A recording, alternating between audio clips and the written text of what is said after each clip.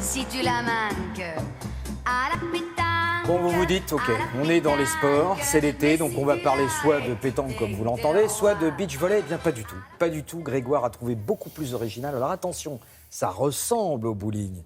Ça peut avoir le bruit du bowling, mais ce n'est pas du tout du bowling. C'est un sport aveyronnais. Quel est ce sport, Grégoire? La quille de 8, voilà, vous avez parlé du cousin américain dans les jeux de quilles, c'est le bowling. Ça, c'est le cousin aveyronnais. La quille de 8, c'est un élément fort de l'identité de ce très beau département. On ne joue quasiment que là-bas. Alors, il faut savoir que dans la France rurale, on joue aux quilles depuis à peu près le Moyen-Âge.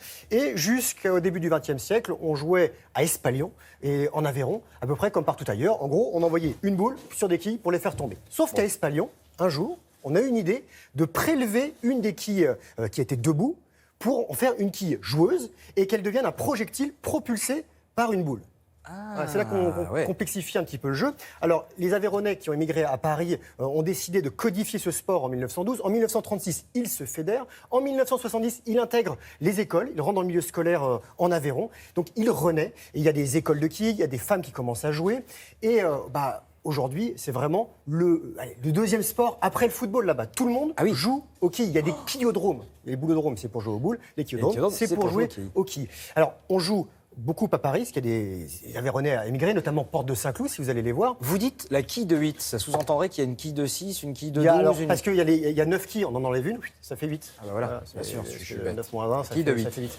Et alors, on aurait pu jouer à Porte de Saint-Cloud, qui est juste à côté de chez nous, de France Télévisions, mais on a décidé d'aller à Espalion, là où ça se joue, et vous allez voir qu'avec les quilles de 8, au niveau des règles, on peut perdre la boule.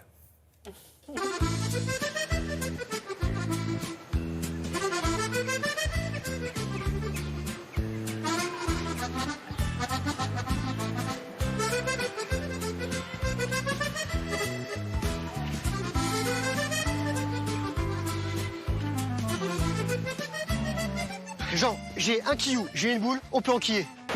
Ouh là là, pose ton quillou. Hop, on va d'abord s'occuper de la boule. Hein. Ah, j'ai les boules. Oui. La quille de 8, c'est un jeu traditionnel aveyronnais, devenu un sport à part entière. La prise de la boule, c'est la prise marteau. Voilà, comme ça. Donc les 3 pas d'élan pour un droitier, c'est gauche, droite, gauche. Gauche, droite et gauche. Très bien. Le principe du jeu de quilles, c'est-à-dire l'effet de rabat, c'est-à-dire que la première quille, elle est allée faire tomber la dernière. Le but du jeu, c'est d'abattre le plus possible de quilles sur les 8 quilles avec une boule et une quille joueuse. La quille joueuse s'appelle le quillou. Le quillou. Le quillou, on l'équilibre entre le pouce et le majeur.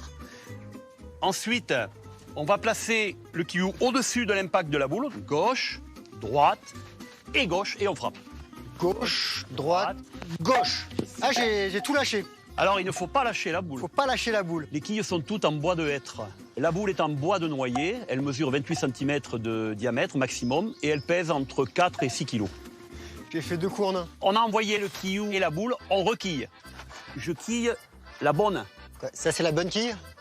Ça, c'est la bonne. Est-ce que celle-ci, elle est pas bonne? Elle est bonne aussi, mais toutes sont bonnes. Mais celle-là? Elle est bien bonne. Je comprends rien. Le geste est bon, mais maintenant, il faut faire tomber la première de la rangée du milieu qu'on appelle la bonne. C'est son nom. Hein, absolument la faire tomber. Absolument, sinon il y a 0. Ok, allez. Gauche, droite, gauche. Elle est bien envoyée. Hein. Après, bon, il faut l'envoyer là où il y a des quilles, mais...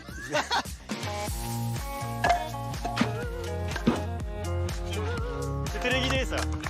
On joue sur un terrain en terre battue, qu'on appelle quillodrome, et un terrain mesure 6 mètres de large et 30 mètres de long. Une partie se déroule en 9 coups.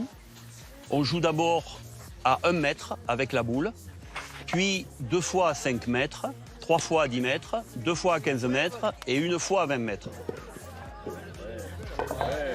À partir de 5 mètres, on utilise la boule et la quille joueuse. Un joueur a plusieurs boules et plusieurs quilles joueuses. Suivant les distances, plus on s'éloigne et plus la quille et la boule sont légères. Ouais. Bravo. Une fois que le joueur a frappé le quillou et lancé la boule, on remet en place les quilles du jeu.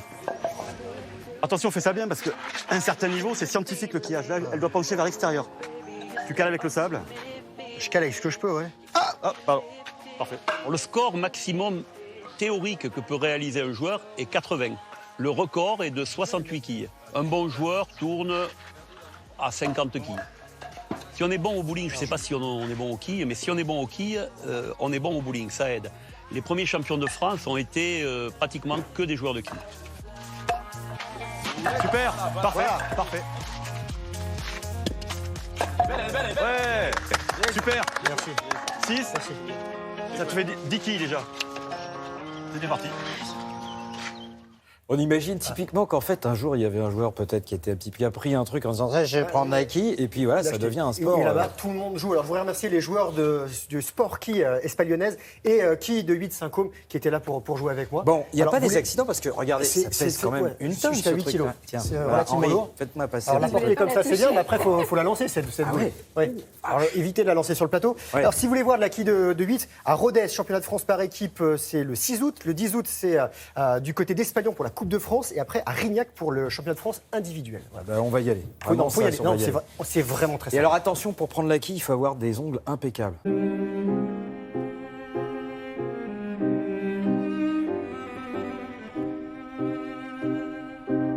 À Grignon, chaque année, il y a le festival de la correspondance. Dans ce festival, vous allez avoir des auteurs qui viennent, qui lisent leurs propres ouvrages. Vous avez par exemple Sylvain et Philippe Tesson qui se font des récitations. Et vous avez eu la chance de rencontrer Ah oui. Alors, un père et une faites fille. le suspense un peu. Pourquoi? Parce qu'en fait, c'est le festival de la correspondance. La correspondance, il y a un écrivain majeur de la littérature française qui s'appelle la marquise de Sévigné, qui n'a écrit que des lettres. Le principe de ce festival de Grignan, de la correspondance de Grignan, il date de 1996, donc 22e édition cette année, c'est d'étudier, de parler, de raconter la lettre, parler de la correspondance, des écrits. Alors, et cette année, chaque année un thème différent. Bruno Durieux, qui en est l'ancien ministre, qui en est le président, le maire, a voulu que ce fût cette année consacré aux lettres de famille, c'est-à-dire les familles qui s'écrivaient sous le principe donc de la fameuse marquise de Sévigné, qui écrivait à sa fille, la comtesse de Grignan, qui habite le château, un château magnifique qui domine la ville. D'où d'accord le rapport entre Philippe et Sylvain Tesson. c'est pour Voilà, ça. et la marquise de Sévigné, vous savez, elle est enterrée dans la collégiale de Grignan, qui est un lieu magnifique, bleui par la lavande, embaumé par les criquets. C'est un endroit délicieux, Grignan, magnifique et vraiment à croquer. Alors, on a étudié, par exemple, il y avait la correspondance de Théo. Attendez, et de... vous êtes en train. On a vendu quand même qu'il y avait un couple spectaculaire. Oui, Vous mais ne on y dites arrive. toujours pas de Alors, qui il y a eu s'agit. Théo et Vincent Van Gogh. Oui. Cette année, il y avait Calamity Jane et sa fille, la marquise et la comtesse. Et ils ont eu la bonne idée de venir pour parler de Jack London, grand écrivain américain, Ouais. qui a écrit des lettres à sa fille, qu'il avait abandonnée, il voyageait de par le monde, il écrivait à sa fille de 12 ans. On a eu l'idée de faire venir pour raconter, pour lire les lettres. Qui Richard Boringer et sa fille Romane. Richard Boringer, personnage magnifique, qui était spécialiste des bordées dans les pays, dans les îles sous le vent, qui maintenant s'est acheté une conduite délicieuse et qui est avec sa fille Romane. Et alors, je vais vous dire, il y avait à Richard Boringer, quand on sait ce qui se passe, il y avait une question à lui poser, parce qu'on sait, la France entière l'adore. Vous allez entendre la question qui va venir vers la fin, la question que tout un chacun voulait poser à l'immense Richard Boringer. Vous allez voir comment réagit sa fille avec lui, vous allez voir. C'est très très beau et très émouvant.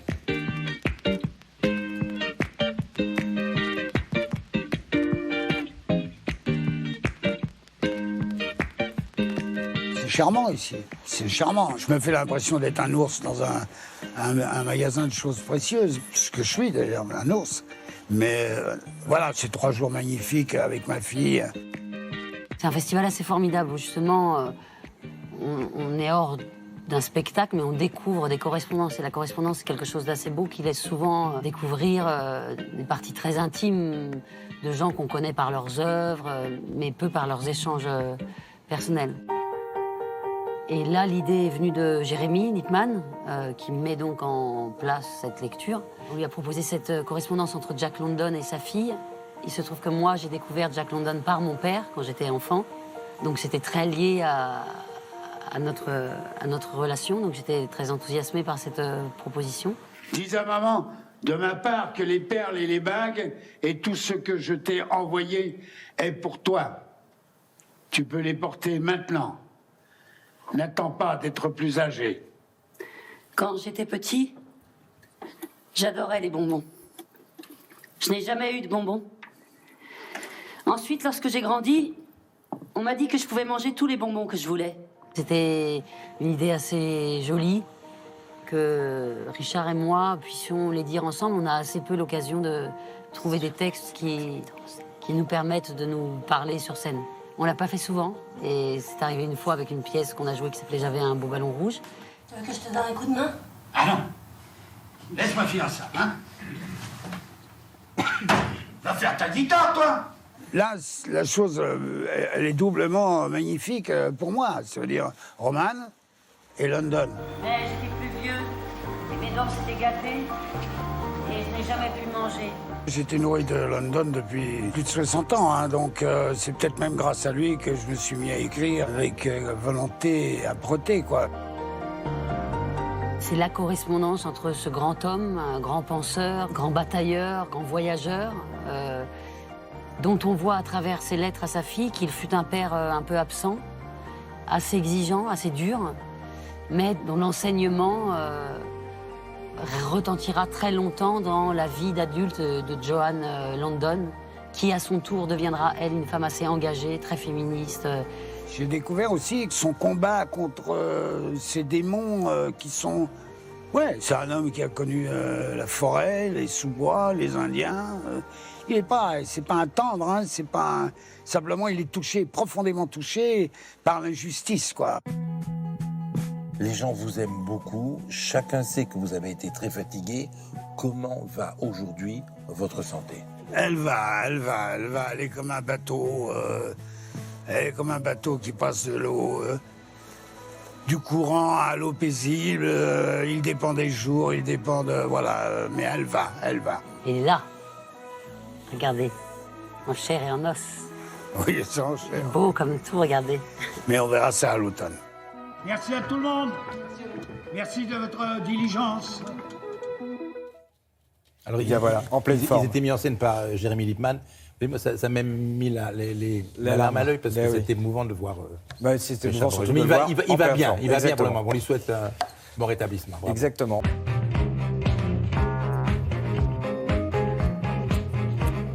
Vous ne le saviez peut-être pas, mais Frédéric Vion, à ses heures perdues, est un espion. Oui, En tout cas, un espion cet été. En tout cas, je vous parle du magazine Books, parce que si vous aimez lire pendant les vacances, et notamment lire des polars, des séries noires, je vous propose non pas des livres, mais ce numéro spécial du magazine Books sur l'espionnage, avec des histoires de guerre froide, des trahisons des agents triples, etc. Et tout ça est vrai, c'est pas des romans.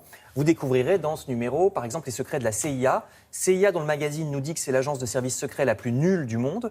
Parce que, il y a une liste quand même hallucinante. C'est une agence qui n'a réussi à voir venir, je cite, ni la mise au point de la bombe atomique par les Russes, ni l'invasion de la Corée du Sud en 1950, ni la révolte à Berlin-Est en 1953, ni l'installation des missiles à Cuba, ni la guerre du Kippour, ni l'invasion de l'Afghanistan, ni le mur de Berlin qui tombe, ni l'invasion du Koweït, ni le 11 septembre. Ce qui fait beaucoup, quand même.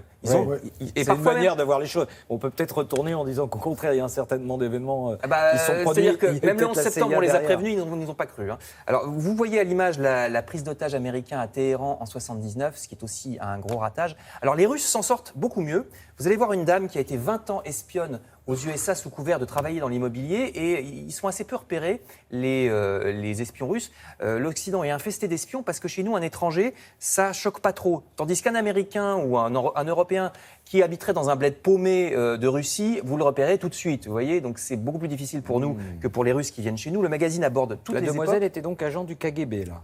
c'est ça Des services secrets. Ça s'appelle plus comme ça, mais des services secrets russes. À l'époque. Non, récemment. Des pardon. services secrets russes Ah, récemment. d'accord. Mais non, c'est toujours vrai. C'est toujours le cas. ok, Ça c'est s'appelle le le FSB FSB maintenant. Ouais. Voilà, le magazine aborde toutes les époques, par exemple, même la chute de l'Empire romain, c'est une histoire d'espionnage, parce que les Romains étaient bons militaires, mais nuls en espionnage. Donc ils se faisaient espionner assez facilement par leurs ennemis. Hannibal, le Carthaginois, avait inventé une technique d'espionnage. Il faisait passer des tablettes de cire, vous savez, sur lesquelles ils écrivaient, qui étaient vierges. Mais en fait, si vous enleviez la cire en la faisant fondre, sur la tablette de bois, il y avait le vrai message d'Hannibal qui communiquait ainsi. C'est lui qui a inventé ça. J'aime beaucoup, comme Frédéric m'a dit, comme vous saviez. Bah oui, bien sûr, parce que ça, je le savais. S'il y a un truc que je savais, Hannibal, c'est le parchemin de cire. Le vrai Bien message sûr. était sur le fond en bois de la tablette. Bien Il s'est passé entendu. des messages secrets à ces espions qui étaient derrière les lignes romaines. J'aime beaucoup aussi les conseils de déguisement, regardez, de la Stasi. est-allemande. Très stylée. Hein. Ouais, classe. Ah ouais, Ça discret. pourrait revenir à la mode. Hein. Non. Ça, c'est dans le magazine Books, donc spécial espionnage. Toujours dans l'histoire, les cahiers de Sciences et Vie nous racontent pourquoi la France est le symbole de la gastronomie. Ça date de Louis XIV, parce qu'il y a eu un changement de mode. Jusque-là, les cuisiniers farcissaient absolument tout, de toutes les épices possibles. Sur un rôti, vous aviez de la cannelle, du gingembre, du safran, du sucre. La viande n'avait plus aucun goût. Oui. Et à partir de Louis XIV, on se dit, on va séparer tout ça. Une épice ou deux à la fois, pas plus. Le sucré, on garde pour le dessert. Et c'est l'idée de génie parce qu'on commence à exploiter chaque saveur. On n'écrase plus les produits sous les épices, on découvre la saveur de chaque légume. On la souligne discrètement avec du persil, pas plus, vous voyez. Louis XIV adore les légumes, il adore manger et vous savez que tout le monde l'imite. À l'époque, tout le monde imite Louis XIV dans toute l'Europe. Donc voilà de quand date la vogue de la cuisine française. Ça date de Louis XIV. C'est dans le magazine Les Cahiers de Sciences et Vie qui est très bien fait. Du coup, je termine. Forcément avec quelques recettes pour l'été. Toutes les recettes estivales sont dans les magazines, par exemple Maxi Cuisine. Comme les beaux jours reviennent, carpaccio, recette fraîcheur. Vous voyez des carpaccio de viande ou alors des tartares. Toujours au dernier moment, la viande crue, vous la prenez chez le boucher qui la hache devant vous, bien sûr. Puis vous pouvez faire des carpaccio aussi de fruits. Regardez, on va avoir des fraises en carpaccio, ça a l'air très très bon. Et à droite, c'est un tartare d'ananas sucré-salé. C'est à voir dans Maxi Cuisine. Ça donne envie. Hein. Miam, miam, miam. Moi-même, qu'elle est partie pour un autre que moi, mais pas à cause de moi. Eh oui, vous avez reconnu. Hein. Le timbre unique. Là, on ne Michel peut pas Jonas. essayer de jouer le suspense en disant de qui s'agit-il. Hein. Ou alors vraiment, on est très très mauvais. On n'y connaît rien dans les grands standards de la chanson française. Sauf qu'attention, là, c'est pas n'importe quel Michel Jonas. C'est le Michel Jonas qui revient sur scène avec ses propres musiciens, les musiciens qu'il avait il y a combien de temps, 30 ans. Frédéric 30 ans. En fait, c'est un triple anniversaire. Et pour tout vous dire, cette année, Michel Jonas a eu 70 ans, un contron. Cette année, Michel Jonas fête 50 ans de carrière. 50 ans. On oublie qu'il a commencé en 1967. Je ne suis pas sûr qu'aujourd'hui, avec l'industrie du disque, on aurait laissé le temps à un artiste comme Michel Jonas à l'époque de se faire, de se trouver. Il a démarré en 67 avec le groupe King 7. Il commence à avoir du succès avec la chanson qu'on vient d'entendre, Dites-moi, c'est dans les années 72-73. À l'époque, il n'est pas encore auteur-compositeur. Et puis, à 30 ans, la grosse consécration, le spectacle Univers l'Uni, Palais des Sports, 1985. Eh bien voilà, nous y sommes 32 ans plus tard. Il a retrouvé quelques-uns de ces musiciens de l'époque, Jean-Yves D'Angelo au clavier, Manu Katché, vous savez, celui qui a joué avec toutes les stars internationales, Manu Katché est à la batterie, et puis il sera bientôt au Palais des Sports pour fêter cet anniversaire. C'était vraiment le spectacle de la consécration. 30 ans après, nous l'avons retrouvé du côté de La Rochelle. Il était là avec Jean-Yves D'Angelo, pianiste ô combien mythique. On a l'impression qu'il a plusieurs bras tellement il joue bien. Et Michel Jonas était là. On est revenu sur quelques 50 ans de carrière. On y va. Il y a 30 ans, il y avait déjà Jean-Yves D'Angelo. Il y avait déjà Manu Katché.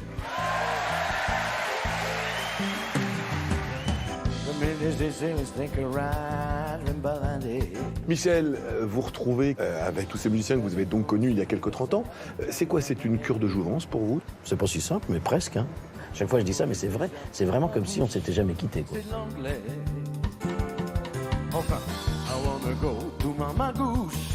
Tu vois, la même complicité, les mêmes automatismes et surtout le même plaisir. Parce qu'il n'y a rien qui dure toujours. Il n'y a rien qui soit toujours pareil. Jean-Yves, vous avez accompagné les plus grands artistes. Comment vous pourriez qualifier votre rapport avec Michel? Quand je joue les chansons de Michel, c'est tout à fait naturel. J'ai pas besoin de réfléchir. J'ai juste besoin de me laisser aller. Comme si j'étais pas vraiment le... J'étais une espèce d'instrument, quoi. Qui dure toujours. Et qui se pareil. Et qui dure toujours. Et ça, c'est quand même une chance. On n'a pas ça j'ai pas eu ça avec tous les chanteurs avec qui je jouais, même si je jouais avec des grands chanteurs. Hein.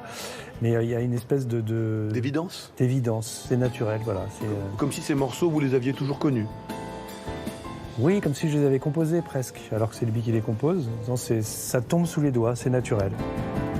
C'est fou parce que j'ai l'impression de bien jouer.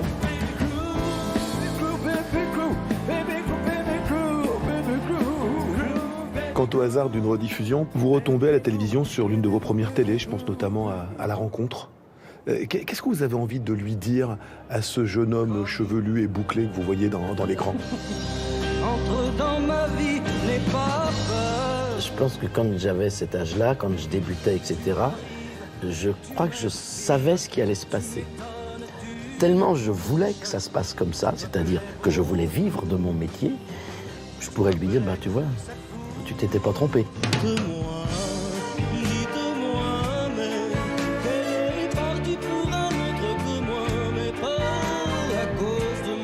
Je suis pas prétentieux, moi, j'ai beaucoup d'humilité par rapport à mon métier, mais c'est comme si c'était tellement évident que c'est ça que je voulais faire, que le succès ne te surprend pas. Par contre, le succès, c'est comme si on te disait à l'oreille, c'est bon, tu peux continuer. Et ça, c'est quand même agréable.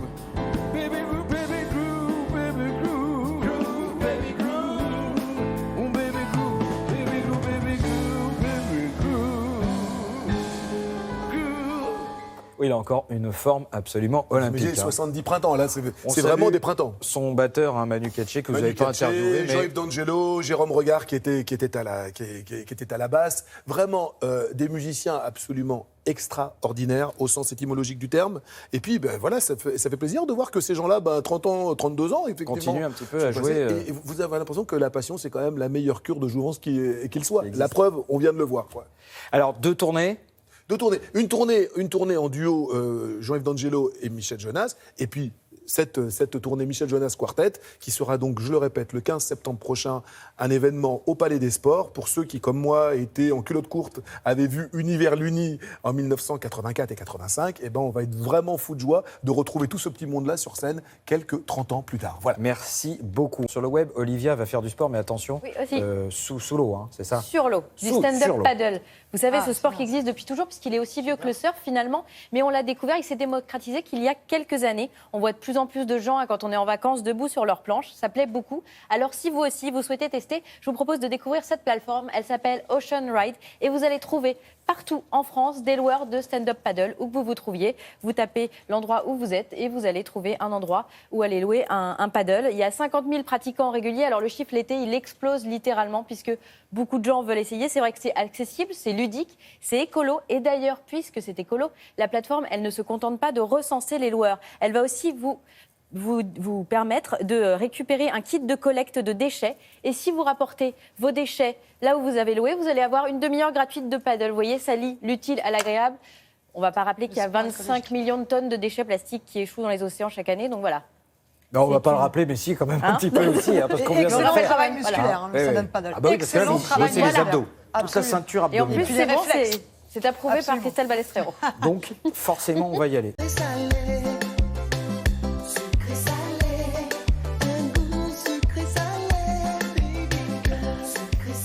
Et on passe de hier au marais qui se situe à Guérande. Et oui, et si on vous parle des marais qui se situent à Guérande et qu'on vous parle de l'école, vous dites quel métier va-t-on apprendre? C'est très simple, on va apprendre le métier qui consiste à récolter le sel. Et d'ailleurs, quel est le nom de ce joli métier? Paludier. Un paludier. Être Bonjour paludier Anissa. ou saliculteur. Bonjour Thomas. Et effectivement, nous avons eu le bonheur d'aller rendre visite à des apprentis paludiers. Il faut savoir, à ceux qui peuvent éventuellement se poser la question, qu'il s'agit quand même d'un métier qui a beaucoup d'avenir. Pour plusieurs raisons. La première, c'est que du sel, on en a besoin. Est-ce que sache, même si on en consomme avec modération, on en a besoin. Et les gens, les Français, veulent consommer des produits de qualité, de plus en plus. Et ça, on le voit tous les jours. Donc, à défaut d'utiliser du sel industriel, eh bien, ils vont préférer du sel un petit peu plus fin, un petit peu plus propre, récolté vraiment à la main par des paludiers. Il y a une école pour devenir paludier. Et il y a une école, absolument, oui, chef. Et elle est à Turbal, donc c'est près de Guérande, c'est un centre de formation. Sachez que c'est le seul centre de formation en France. Ah d'accord. Voilà, qui a été créé il y a une trentaine d'années par des gens du coin qui ont vu, si vous voulez, leur métier, puis le sel de Guérande, puisque c'est un titre en soi, c'est une garantie de qualité. Ouais. C'est une appellation dans le monde entier. Le sel de Guérande est connu pour être le meilleur sel qui soit. Et puis du sel made in France. Et donc ils se sont dit, tiens, on va pas laisser tomber notre héritage, notre savoir-faire, et on va créer une école et on va former des paludiers. Et là, vous avez une poignée de passionnés qui apprennent le métier. C'est pas simple, c'est physique. Sachez qu'il faut se lever lever quand même à 4-5 heures du matin. Oh. Ils sont, Comme nous, alors. dans les marais à 6 heures du matin pour travailler et récolter le sel. Donc c'est quand même assez sport. Et ce sont des passionnés. Vous allez voir que nous aussi, c'est passionnant de les regarder travailler. Je vous propose immédiatement de découvrir ces apprentis au boulot.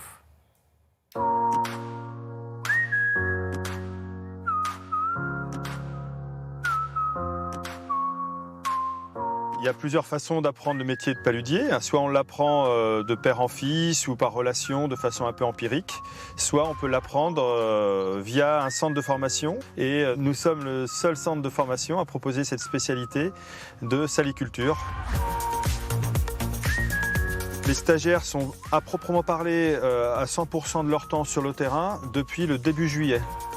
Là intervient une personne essentielle à la formation du stagiaire, qui est le maître de stage, qui est en fait un professionnel qui va accueillir sur sa saline et dans son exploitation le stagiaire, ou qui va accompagner le stagiaire sur une saline de stage, où il aura la maîtrise totale de la circulation d'eau, de la préparation et de la récolte. C'est parti Perrine, je t'ouvre le cristallisoire pour la mise de demain. J'ai mis un débit assez soutenu pour que tu sois dans le rythme. Hein. Tout va être à construire à la fois dans l'acquisition des gestes techniques, mais aussi dans l'appréhension de la qualité d'eau, de la circulation de l'eau, l'appréhension de la météo. Décroche bien tous tes petits cristaux en faisant le tour. Si tu pouvais pousser un chouïa plus loin, ce serait génial. Ouais. Il y a toutes ces notions qui ne sont pas des notions qu'on apprend dans les livres, qui vont être à transmettre. Un des mots-clés de la formation, c'est bien la transmission.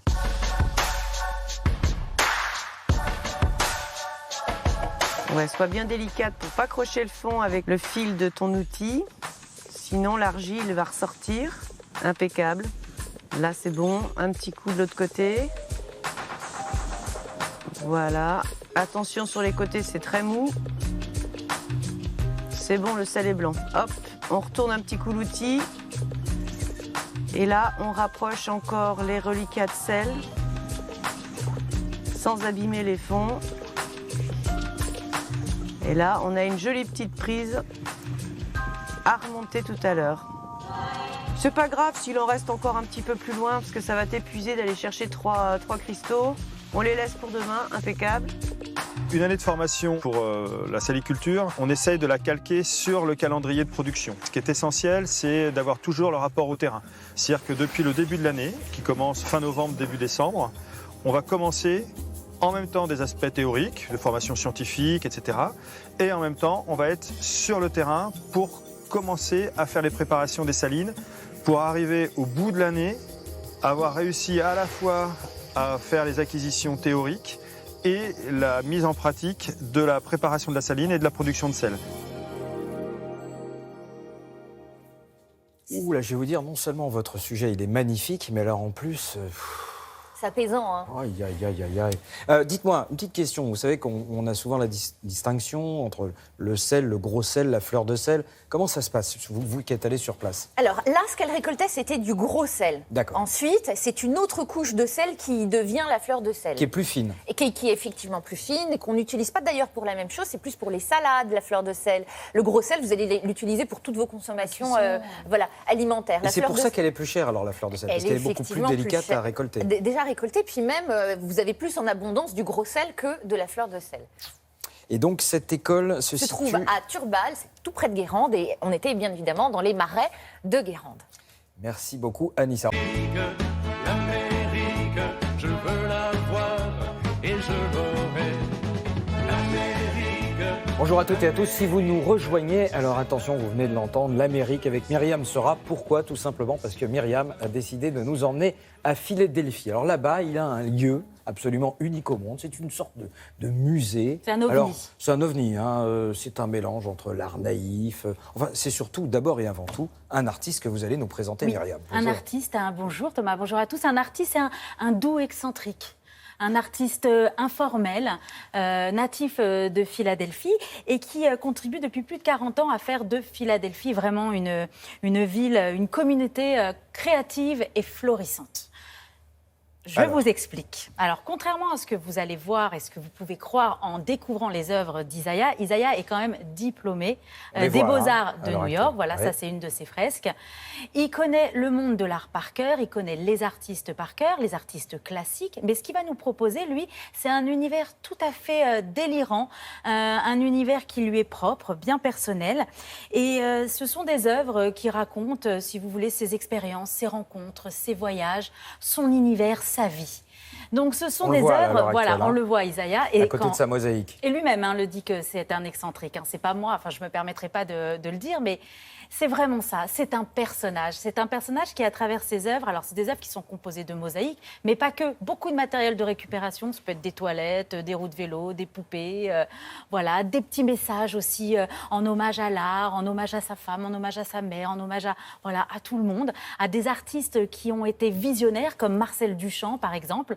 Donc cet endroit qu'il a investi à Philadelphie s'appelle le Magic Garden. C'est un endroit qu'il a investi au début des années 90. C'était un endroit qui était laissé à l'abandon et il s'est dit tiens, je vais embellir le quartier, apporter un petit peu de couleur et de poésie. Et depuis, cet endroit est devenu un musée que je vous propose de découvrir. Mais il a aussi investi avec son art les rues de la ville. Donc je vous propose de découvrir tout ça et de découvrir Isaiah. Something's burning, I can't figure out what. It's either lust or a cloud of dust. Judgment is clouded, must just be the powder from the power of love. But I'm in something I don't know how to get out of. Left my girl in the house alone. My soon-to-be spouse is and the further I walk, the louder. Pause for a minute to make.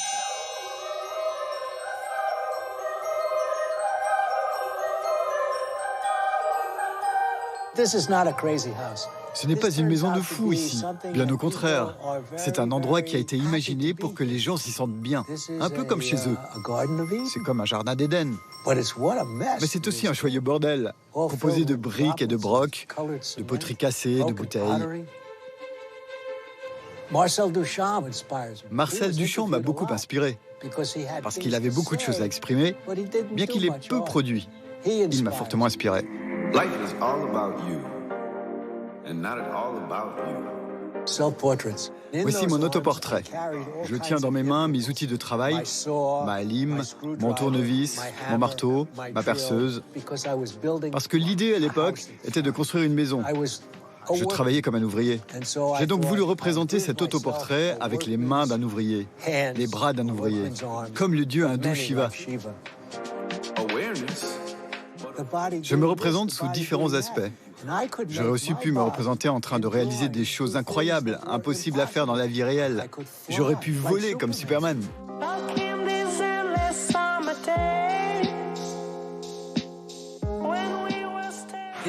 Voilà comment je commence une œuvre. Je casse des morceaux de faïence que j'ai dans mon atelier. J'en ai des milliers. Je suis prêt à décorer les murs du monde entier. Alors, vous voyez, j'ai encore beaucoup de travail qui m'attend. Lorsque j'achève une œuvre, je vais faire une sieste.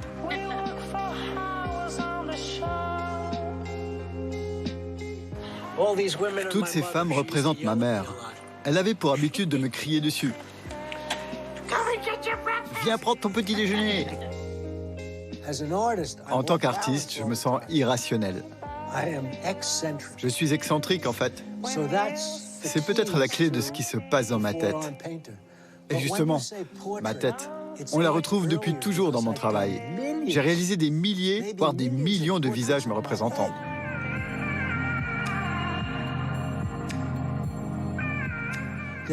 Il n'y a pas de mots pour comprendre ou interpréter mon travail.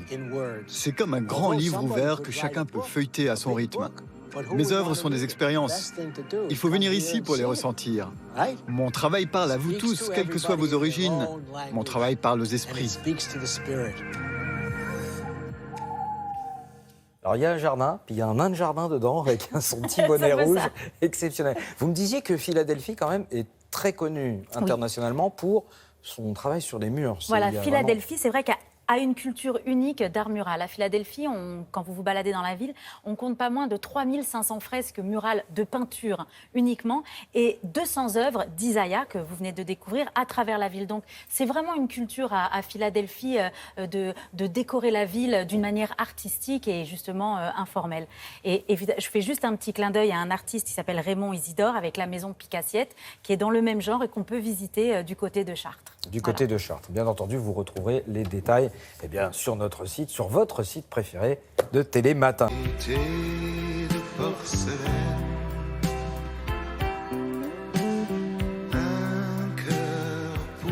Avec Mélanie, on vous a déjà parlé de la marqueterie sur bois, la plus connue, de la marqueterie sur paille, déjà un petit peu plus bizarre. Et là, un troisième type de marqueterie, de la marqueterie sur de la porcelaine. Exactement. Bonjour Mélanie. Bonjour Thomas, c'est quelque chose d'incroyable. C'est vrai qu'on connaît bien la marqueterie de bois, la marqueterie de paille éventuellement. On connaît la marqueterie aussi... de paille Oui, si, on en a déjà parlé plusieurs fois ici. Vous connaissez peut-être aussi la pietratura, qui est un très beau travail florentin, c'est de la marqueterie de pierre dure. Mais alors la marqueterie de porcelaine, on n'avait jamais vu ça.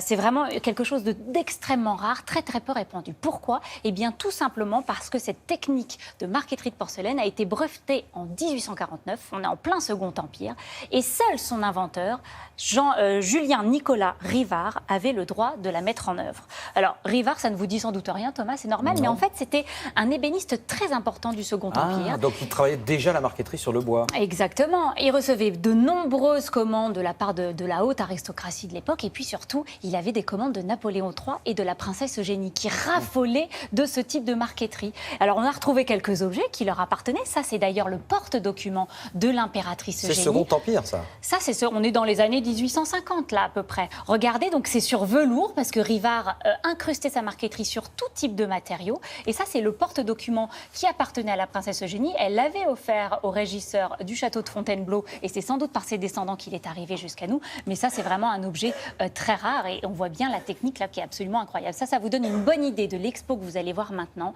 C'est Marc Maison, un célèbre antiquaire des Puces de Saint-Ouen, qui l'organise. Alors lui, Marc Maison, ce qu'il aime, c'est la création de l'époque et tout le mobilier propre aux expositions universelles. Et là, avec ça, il était gâté. Regardez.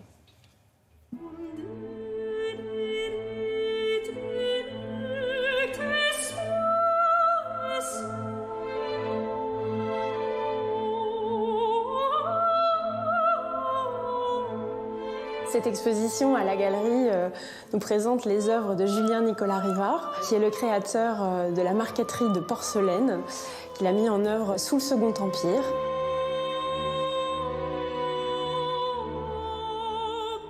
Rivard, c'est le seul ébéniste effectivement à avoir mis en œuvre cette technique. Il en est le créateur. On pense qu'il a mis 20 ans avant de mettre au point sa technique, qui disparaît avec son inventeur.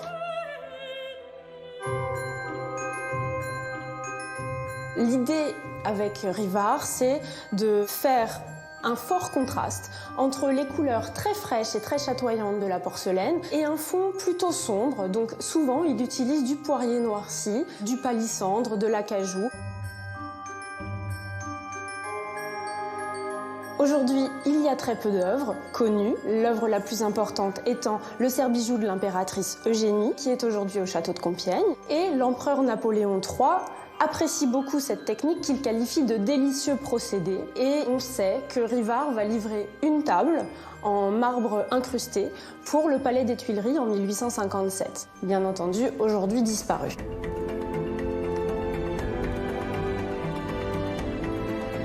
Dans cette exposition, il y a 2 pièces exceptionnelles. Un bureau plat.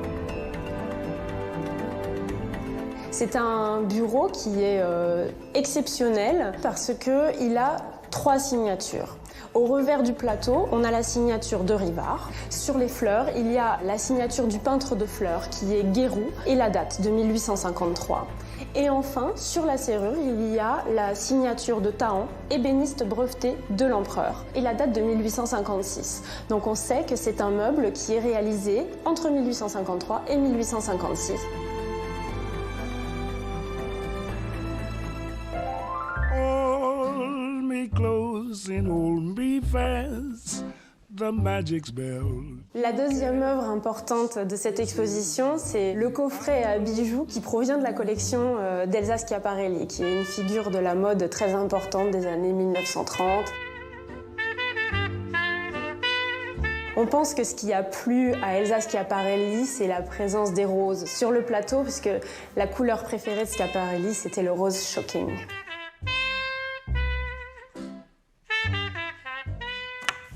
C'est vraiment merveilleux. Même Elsa Schiaparelli adorait. C'est délicieux, non, mais c'est Thomas, sublime. Vous pouvez l'artisanat, ça traverse les époques. Quand c'est de la qualité. Parce que j'ai émis l'hypothèse que ça ne pouvait Mais peut-être bien pas sûr. être au goût de tout mais le monde. non, Et voilà, mais bien ça y est. sûr, c'est hyper kitsch, mais c'est quand même quelque chose de curieux. Vous avez déjà bien vu sûr. ça, vous Moi, j'ai parlé avec plein d'antiquaires qui Non, sont vraiment dans surtout le métier la- depuis longtemps. Ils n'avaient jamais vu Ah ça. bah non, ça c'est sûr. Donc, et puis chapeau bas à Marc Maison, parce que vous imaginez pas le Chapeau travail. bas. Non mais arrêtez. Ah bah si, Non, ça non, je j'imagine ne bien vous le parle travail. plus, je Dans ne la me parle marqueterie, qu'à non elle mais fait son dans la cadeau marqueterie, il y a avec moi. beaucoup de travail de toute façon. Non, mais il y a Quoi qu'il énormément de travail. Et puis surtout, Marc Maison, on n'imagine pas le travail qu'il y a derrière une expo comme ça. Parce qu'en fait, Marc Maison, lui, il a fait, bien sûr, la recherche des pièces, le très peu de pièces qui restent à travailler. Donc, il a cherché à travers le monde ces pièces-là. Mais il y a toute une recherche aussi scientifique et universitaire pour découvrir tout ce travail et pour Et la redécouvrir technique, cette technique. bien sûr, pour qu'on puisse en refaire d'autres. Ben, non, mais on en Voilà. fera La plus d'autres technique sans est doute. sublime. Mais je vous dis pas de décorer tout votre appartement avec Merci. de la marqueterie de porcelaine, mais C'est gentil. regardez un joli coffret comme ça dans une chambre ou un petit suite, porte-document. Et vous savez quoi? Non, mais l'expo qui a lieu en ce moment au Puce de Saint-Ouen chez Oui. Marc Maison, Oui. eh ben, je peux vous dire qu'elle a un succès Ah bah, de fou. toute façon, Il y a je un veux dire- monde de dingue. Et- Et d'ailleurs, elle devait s'arrêter le 15 août et elle va être Elle va prolongée, être prolongée. jusqu'en septembre. Et ensuite, Alors- après ce que vous avez montré là ce matin, c'est sûr qu'il va y avoir Mais- full chez Marc Maison. Mais- Là, mais, les gens vont se regardez, presser, c'est la- magnifique. Rien que l'affiche déjà, c'est Mais magnifique. l'affiche, c'est très très belle. C'est sublime. Mais Merci. c'est hyper délicat, c'est plein de couleurs, Voilà, c'est on de est tous d'accord. luminosité. Maintenant, il va falloir laisser la place aux copines, mais c'est magnifique, on va tous y aller.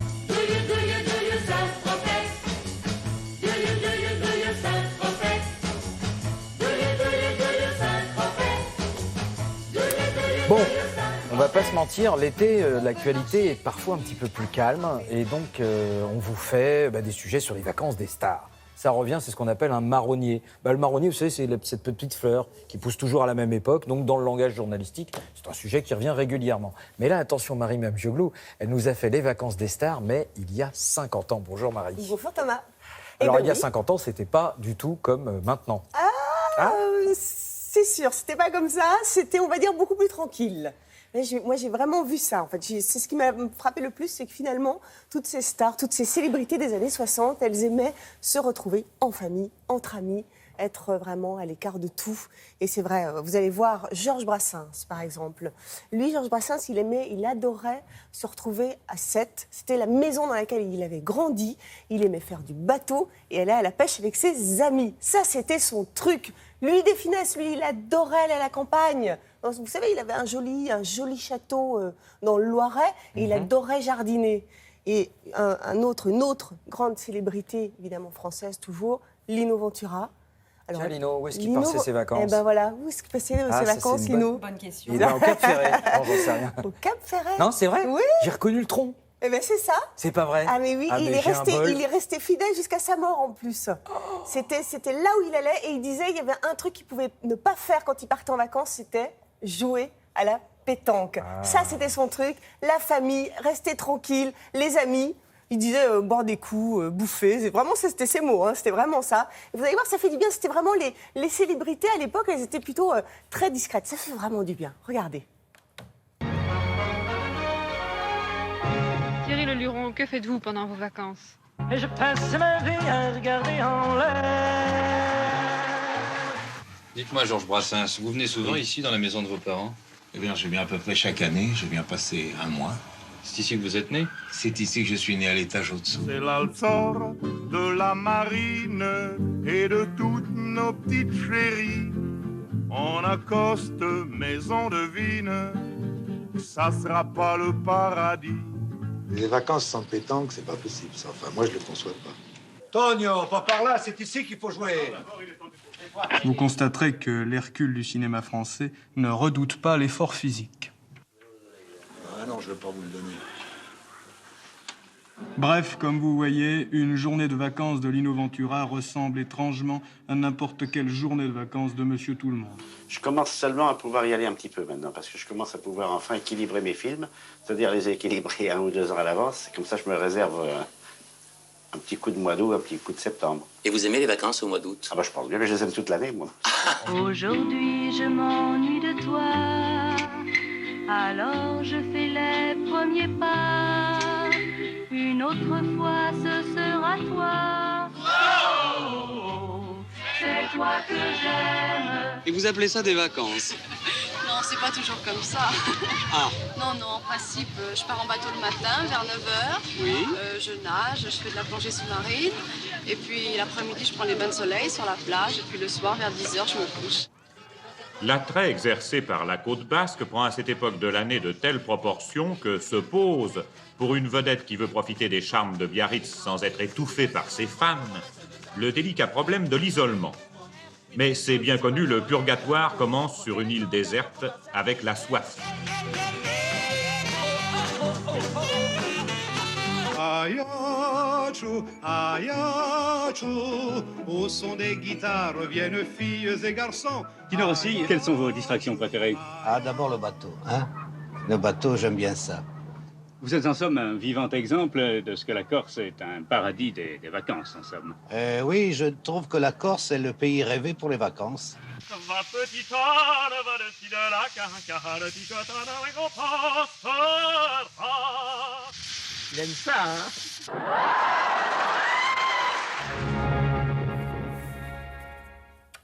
Alors évidemment, vous vous demandez, mais les destinations aujourd'hui, est-ce qu'elles ont un peu changé depuis ces 50 dernières années? Je sais pas, moi je pense qu'aujourd'hui, ce qui est très à la mode. C'est vrai qu'on peut dire qu'effectivement, ils vont aller plus vers les destinations, aux quatre coins du monde, quoi. On est sur les palmiers, Terminé notre hexagone? Non, il y a quand même encore quelques pays, on va dire, quelques pays. Il y a un pays, c'est la France, c'est la destination d'enfance. Et dans la France, c'est la forêt Fouesnant, bien sûr. Non. Autant tout à l'heure, vous aviez raison, autant là, non. Je suis désolée, Thomas, je ne sais pas pour vous contredire. Mais là, je vais vous dire, ils ont bien tort. Parce que la forêt Fouesnant... Ah bon, je ne connais pas du tout. Oh là là là là, il faut aller. Vous ne connaissez pas la forêt Fouesnant? Dites-moi que vous ne connaissez pas le Finistère. Non. Écoutez, on va y aller. On va y aller. Désolée, et puis vous allez voir. Et là, après, toutes vos copines de stars, elles vont se dire, mince, c'est là le paradis. C'est pas en Corse, c'est pas au Cap Ferret. Eh ben si, c'est la Corse. Les destinations préférées des stars, c'est la Corse. Quoi d'autre? Cap Ferret, évidemment Saint-Barth. Sur le web, on reparle d'un tube de l'été. Alors attention, c'est un tube de l'été dont vous allez entendre parler pendant longtemps. C'est ça, Olivia?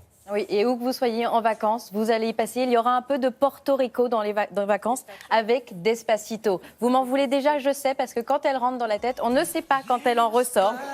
Mais c'est incroyable, c'est-à-dire que c'est la chanson la plus regardée, la plus écoutée sur Internet de tous les temps. C'est sans précédent. Alors on pourrait passer un long moment à analyser ce succès, mais vous n'avez peut-être pas envie de l'écouter plus longtemps. Ce que je voulais vous dire, c'est que ce qui est intéressant, c'est qu'il y a aussi des retombées politiques.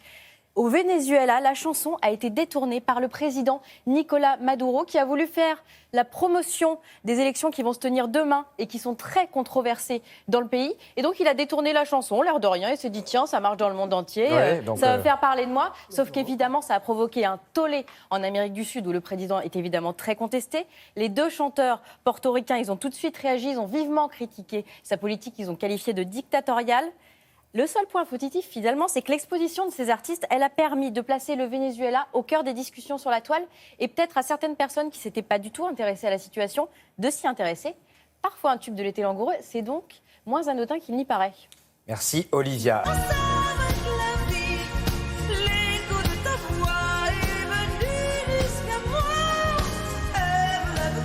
Karine Tessandier a décidé de nous emmener pique-niquer. Alors, nous avons eu plusieurs recettes, mais aujourd'hui, attention, moi je m'occupe de la couverture, je m'occupe de la glacière. Henri-Jean va amener les petits fours qui iront bien avec. Frédéric, vous nous amenez 2-3 petits quignons de pain, histoire de décorer tout ça. Et au milieu... Il peut faire beaucoup mieux, Fred. Vous savez qu'il cuisine très bien. Je sais. Alors là, il cuisine super très bien. Fin fourneau. Et donc vous, quand même, Karine, vous allez nous faire ce que nous allons manger. Voilà, c'est ça. Alors là, on va faire un pique-nique, plein de fruits et légumes. On va cuisiner des pommes de terre, on va cuisiner du kiwi, des fraises, des myrtilles, la banane, mais enfin on va pas tout mettre en même temps puisque je vous propose 2 recettes aujourd'hui. La première, ce sera une tortilla des patatas, vous savez, cette omelette de pommes de terre. Ça c'est fastoche parce que du coup... C'est espagnol ça. Oui, mais vous la cuisez bien, correctement, puisqu'on la mange pas tout de suite. Voilà, faut que ça tienne. Et ensuite, ça se mange froid, ça se mange chaud, ça se mange tiède, avec une petite salade de tomates, de la roquette. Vous pouvez la portionner facilement, la servir sur une petite tranche de pain. Je trouvais que ça s'appliquait plutôt bien au pique-nique. Et puis ensuite, je vous propose une deuxième recette, des wraps, mais des wraps de fruits. Donc là, on change. Wrap, c'est bien parce que vous le savez, ça signifie enrouler. Envelopper. Envelopper, donc voilà, ça nous va ravir puisqu'on va pouvoir envelopper nos fruits à l'intérieur de ce wrap. Donc, c'est chouette. Et en plus, c'est écolo. Et en plus, c'est écolo. Bien oui, sûr. si on veut. Allez, c'est parti. Pour la recette, non, oui. Voilà, on ne jette rien. La tortilla aux œufs, on a besoin bien sûr d'œufs et de pommes de terre, c'est la base, de l'oignon, de l'ail, de la crème fraîche, du piment d'Espelette, de l'huile d'olive et du sel. Voilà, rien de rare pour une recette qui prend 10-15 minutes à réaliser. Le temps d'être de corvée de patates, évidemment. Bah oui. Donc on les épluche bien, on va les couper en petits dés et puis on va les plonger dans l'eau et les laisser cuire jusqu'à ce qu'elles soient al dente. Ensuite, vous allez peler et couper votre oignon en petits dés et le faire revenir dans l'huile. Donc d'un côté, on s'est occupé des pommes de terre, de l'autre, on va s'occuper de l'oignon. Ensuite, on va réunir les deux et casser les œufs. Vous voyez, c'est vraiment, il n'y a rien de sorcier là-dedans. Vous faites blondir l'oignon un vent quand même, un petit peu. Hein. Oui, je préfère. Alors pour les œufs, on en a utilisé 6 pour cette recette. Alors moi, j'utilise jamais de fouet pour pas trop les liquéfier. Il paraît qu'il ne faut pas trop les casser la structure. Si vous voulez, on pique finalement le jaune, voilà. Mais on ne casse pas la structure du blanc. Voilà, on va du bas vers le haut, mais effectivement, on massacre pas tout à grands coups de fouet. On va mettre un peu de crème fraîche, un peu de piment d'Espelette et un petit peu d'ail également pour cette recette. J'ai vu que vous enleviez la partie. Ouais, j'enlève le germe. Après, vous n'êtes pas obligé, si vous craignez, hein, vous mettez ce qui vous fait plaisir. Donc, mes pommes de terre sont cuites, je les égoutte, je les ajoute dans ma poêle avec les oignons qui sont en train de revenir. Bien sûr, je ne vais pas oublier d'assaisonner, un petit peu de sel, un petit peu de poivre. Si besoin, vous remettez un petit peu d'huile d'olive et hop, on va verser les œufs sur le dessus. On va laisser cuire tranquillement mais sûrement. On évite de trop y toucher. Exactement. Et ensuite, pour créer l'aspect gâteau un petit peu. Voilà, avec une assiette, vous allez pouvoir retourner. Alors les wraps, des tortillas de blé entier, du beurre de cacahuète, banane, kiwi, je vous l'ai dit, des fraises, des myrtilles et du miel. Bon bah là franchement c'est tout simple, vous allez badigeonner votre wrap de beurre de cacahuète. Alors n'allez pas me dire... C'est américain ça un peu quand même. Oui, Amérique du Nord, hein, Canada, tout ça, on en consomme énormément là-bas. Alors n'allez pas me dire quoi, que c'est très gras, très oui, c'est ça. On se connaît hein. finalement très... Non, moins. 600 calories au 100 grammes, le beurre c'est 750. Et il y a pas mal de protéines. Les végétariens en consomment d'ailleurs au même titre que la purée d'amande ou la purée de noisettes. Ça a des apports plus diversifiés que du beurre tout court. Il y a plus de bonnes choses dedans. Alors dedans, entre autres, on va mettre nos fruits. Donc vous choisissez ce qu'il vous plaît, de saison, de la banane, des fraises, des kiwis, des de la couleur en fait. Mais oui, parce que encore une fois, quand c'est appétissant à l'œil, on a envie de croquer dedans. Et là, en plus, c'est bon pour la santé. Oui, absolument. Un petit peu de miel, vous pouvez mettre du sirop d'agave s'il vous plaît, ou rien du tout si vous n'avez pas envie. On va rouler tout ça. C'est pratique, on va l'envelopper. Vous faites la coupe en biseau, très important. Oui, j'aime bien. Pas une coupe droite, hein. C'est plus joli en biseau. Oui. Encore une fois. Alors ma tortilla, qu'est-ce que c'est, ça un petit coup de roquette, avec, roquette ou salade de tomates, je vous le dis, c'est franchement pas mal. Et puis le wrap, voilà, vous coupez ça en deux, vous croquez dedans. C'est le sandwich finalement sucré pour ce petit pique-nique du samedi. Et vous savez qu'il y a un grand débat sur le wrap. Est-ce qu'il faut le dresser comme ça ou le dresser debout? Bon, vous optez pour le dressage à l'horizontale. Écoutez, moi j'opte pour tout du moment que ça vous plaise. Voilà. Et ça nous plaît, c'est magnifique. Ça fait longtemps qu'on n'avait pas parlé de Thomas Pesquet, Olivia. Et oui, pendant 6 mois, il nous a fait partager son quotidien via les réseaux sociaux. Il nous a fait rêver avec ses photos de la Terre vue de la Station spatiale internationale. Eh bien, ce n'est pas fini. Grâce à lui et aux photos prises dans la station, on peut désormais visiter la station sur Google Street View. C'est-à-dire, on peut avoir une visite à 360 degrés, voilà, avec son clavier. On va se balader, on va... aller se promener et on va se rendre compte Et vous pouvez aller, par exemple, dans la petite allée, là, si vous allez avec votre fille. On avance, regardez, on avance avec les boutons. Comme si on était dans la rue. Et on se rend compte en détail de ce qu'est l'intérieur de cet extraordinaire vaisseau. Et on comprend mieux l'environnement dans lequel les astronautes ont évolué pendant 6 mois. Voilà, il y a la vision à 360 degrés. Il y a aussi des petites notices explicatives qui ont été ajoutées. Alors encore une fois, on dit merci Thomas. Et puis si vous avez envie de quitter la Terre, n'oubliez pas de mettre la tête dans les étoiles ce week-end. C'est la nuit des étoiles. Avec l'Association française d'astronomie, il y a plus de 500 événements partout en France. C'est gratuit. Vous avez une carte avec toutes les manifestations qui sont organisées ce week-end. Voilà. On espère que le ciel sera un petit peu plus dégagé parce que je pense que certaines régions de France seront plus avantagées que d'autres. C'est un peu important quand même pour réussir à voir les étoiles. Sur le web, on va continuer à vous parler littérature, mais avec une autre Olivia. Voilà, j'ai dit, on a hâte de le retrouver, Olivia. Et bien ça tombe bien, la voilà. Oui, et je vous propose ce matin de faire le tour du monde en 150 livres. Quoi de mieux que la littérature pour nous faire voyager? Un site anglais a concocté une sélection des livres les plus représentatifs dans 150 pays du monde. En fait, un pays, un livre, un peu comme un emblème, une œuvre de référence qui nous plonge au cœur d'une nation. Pour la France, ce sont les 3 mousquetaires d'Alexandre Dumas qui ont été choisis. Pour le Royaume-Uni, Orgueil et préjugés. Aux États-Unis, c'est Tom Sawyer. En Colombie, c'est Gabriel Garcia Marquez et ses merveilleux 100 ans de solitude. À Cuba, on retrouve Hemingway et Le vieil homme et la mer. Voilà, c'est vraiment des œuvres de référence qu'on connaît tous ou pas. C'est aussi l'occasion de découvrir des auteurs et des œuvres qui sont moins évidents. Voilà, rendez-vous sur le site Actualité, un excellent site dédié à la littérature pour découvrir ce tour du monde littéraire. On ira et moi j'irai voir ce qu'ils ont conseillé pour le Japon. Tiens, on regardera un petit peu. Ah, je regarderai, ouais.